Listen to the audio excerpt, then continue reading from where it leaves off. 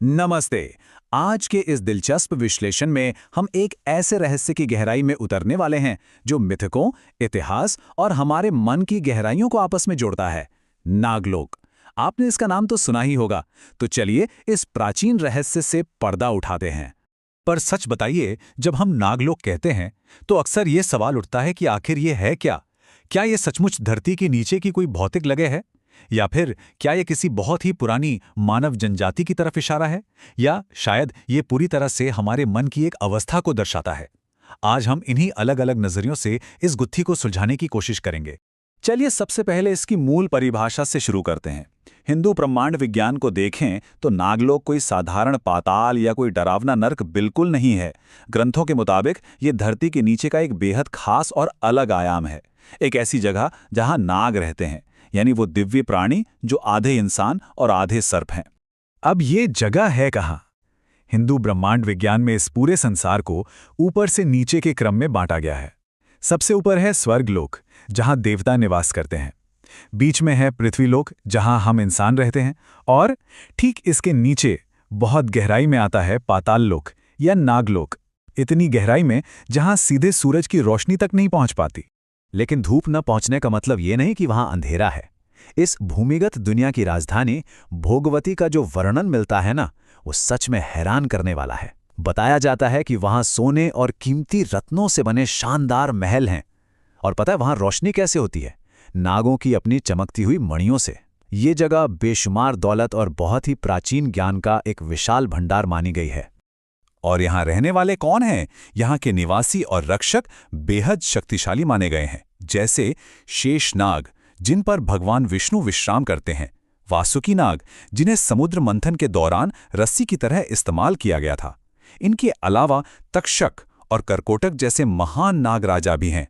प्राचीन ग्रंथों में अगर आप देखेंगे तो इन सबकी मौजूदगी बहुत ही विशाल और प्रभावशाली बताई गई है।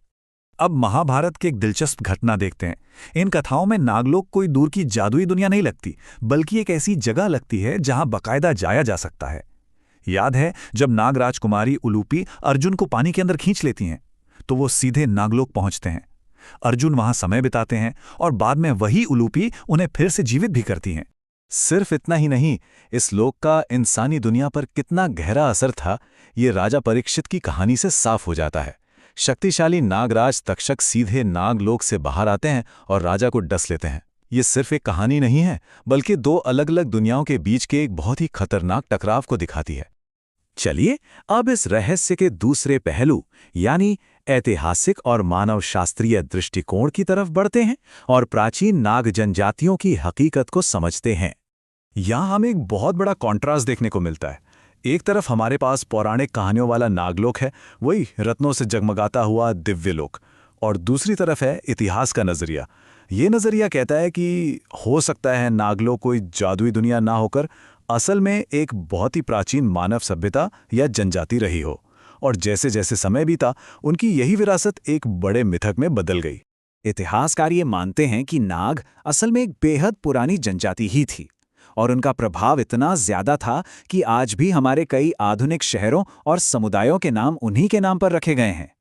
तो अगर हम इस लॉजिक से सोचें तो जमीन के नीचे बसे एक शहर की बात शायद एक ऐसी प्राचीन मानव सभ्यता का रूपक है जो अब समय की धूल में दब चुकी है। और सबसे बड़ी बात, ये मानव शास्त्रीय विरासत आज भी हमारे आसपास जिंदा है।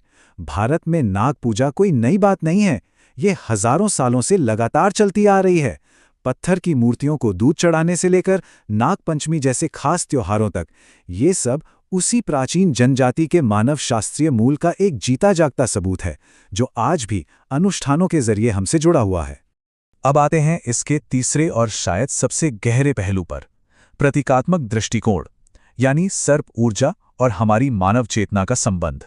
योग परंपरा में अगर हम देखें तो ऐतिहासिक जनजातियों और पौराणिक कथाओं के बीच का ये अंतर एकदम खत्म हो जाता है।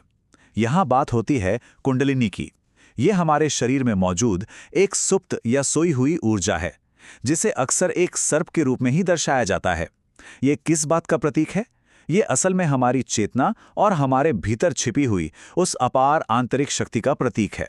तो इस दृष्टिकोण से नागलोक दुनिया के किसी नक्शे पर ढूंढी जाने वाली कोई जगह या कोई खोया हुआ शहर नहीं है, बल्कि यह इंसानों के भीतर मौजूद उसी छिपी हुई शक्ति, प्राचीन ज्ञान और गहरी चेतना का एक बहुत ही पावरफुल सिंबल है।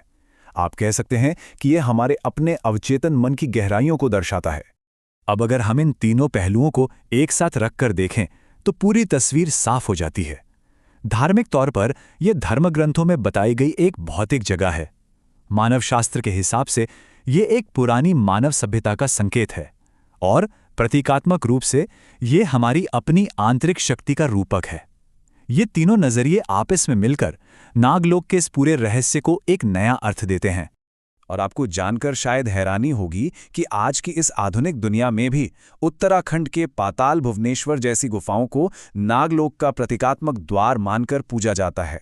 यहाँ आप देख सकते हैं कि कैसे मिथक, मानव शास्त्र और अध्यात्म तीनों एक जगह आकर मिल जाते हैं।